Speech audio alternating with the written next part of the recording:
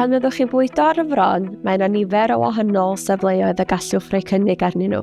Byddwch yn dysgu beth sy'n gweithio orau i chi a'ch babi. Dyma lle mae eich babi'n cael ei ddal yn y fraich gyferbyn i'r fron y mae'n ei fwydo honni i ganiatáu mwy o hyblygrwydd i'r babi symud ei ben yn rhydd. Dyma lle mae eich babi'n cael ei ddal yn y fraich ar yr un ochr ar fron y mae'n bwydo honni. Byddwch yn ofalus i sicrhau bod ei ben yn rhydd i ogwyddo yn ôl gan arwain gyda'r ên.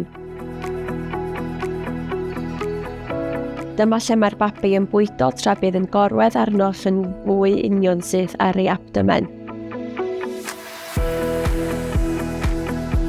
Gan ddefnyddio'r egwyddor chain, rhowch eich babi o dan y fron y bydd yn bwydo ohoni.